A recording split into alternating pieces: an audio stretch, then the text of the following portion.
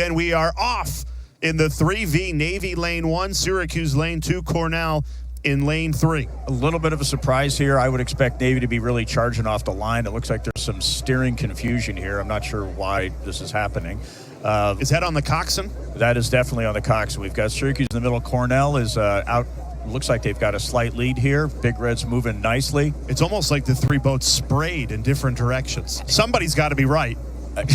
Well, you can see with the wind, with the waves here, Jay, it looks like the wind might have been pushing them a little bit, and if the coxswain was pointing off in one direction, and then has to come back, but the top crew, which is Navy, is going to have to steer into that narrow channel.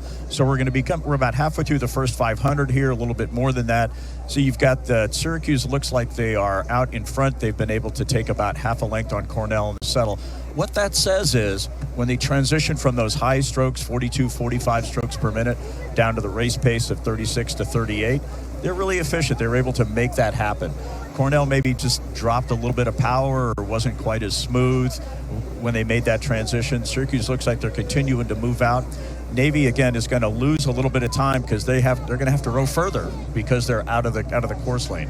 Eerily similar to the first and second Varsity 8s where Syracuse gets that early lead, and it seems like that has been a huge advantage. We've not seen a comeback yet today where somebody has started off in second or third and overtaken over the 2,000 meters. Yeah, it looks like Cornell has really held off Syracuse's move here. They've stopped it, and they're going to try to work their way back in.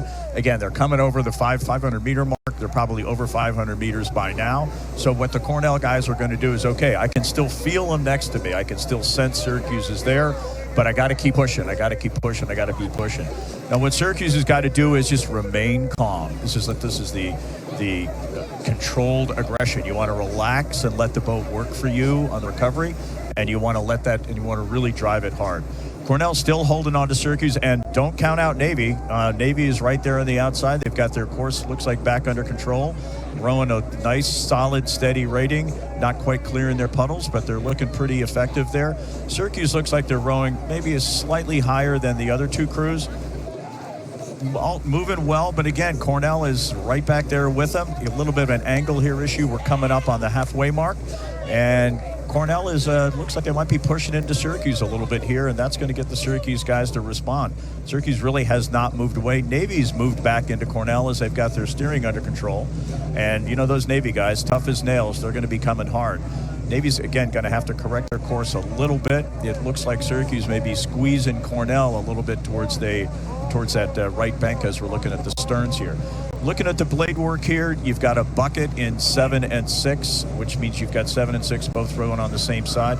Probably trying to get the guy in 6 to be right in time. As you can see, the timing of the program of these catch entries is pretty good. But if you also look at the two guys behind him, the guy sitting in 4 is just a touch late on the catch. He's not quite there. Inconsistent, so we're really looking for consistency. Now, here's what the guys were talking about before. You can hear the noise, you can hear the crowd, they can sense this is coming up. Cornell, again, really sticking nicely in there. They've actually taken some move back on Syracuse in that third 500. Applying pressure. The Big Red. Yeah, the Big Red applying some pressure here on Syracuse. And now we come up on the boathouse, and these teams know that they're going to start their final push. They've got about 700 meters to go. Syracuse, again, staying out in front, but both crews have moved back on them. I know that's going to be something Coach Reichen's going to talk to his guys about. He's big about maintaining. They might have gotten just a little bit sloppy. We saw some couple of blade work issues there, but these are the 3V. These are like the 17th through 24th best rowers on the team, so you're not going to see the same degree of polish. But boy, they do pull hard. It looks like Syracuse has moved back out here a little bit. We're looking at the crowd along the side. Syracuse has moved back. They've been able to hold off Cornell's push and respond to it nicely. Cornell's not going to give way, though. Look at the stern on the Cornell boat. It's bobbing up and down right there at the catch. That's a little bit of stern check, which slows the boat down a little bit. Syracuse has got a little bit less. That just means the boat's going to move a couple inches more for every stroke than the other crew, and a couple inches really makes a difference over a 2,000-meter course, Jay. Navy looks like they're rowing really tough here as well, really coming on to Cornell as well. So, you know, overall, this is nothing we didn't expect with the Ghost Cup. These programs have been going at it for quite a while. That drone shot's super helpful to really see the separation here. Syracuse clearly with open water. It looks like Cornell might have a little bit of open water on Navy as well. And here comes Syracuse with their sprint coming up. They're probably up to about 38, 39 strokes per minute, maybe a touch higher. Cornell just a little bit lower. Yep, the 3V is really cranking it up there. Again, blade work looks pretty good. We were talking about it, again, a 3V, right, Jay? These are not the best guy, former 3V guy myself. These are not the best rowers on the teams, but they are actually rowing pretty well. It's amazing how Reichman and friends have been able to keep that talent, that really rowing well all the way down to the lower boats. Cornell's going to come in a very solid second.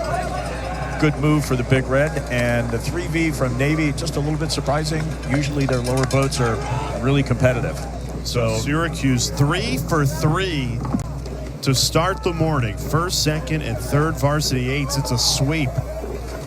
Cornell coming in second, and we've got what we call in rowing a parade, a little bit of distance between first, second, and third. And, it's talking to Coach, Navy's going to improve. That's a great shot right there to see that everyone in that third varsity boat gave everything they have. They've got nothing left once you cross that finish line.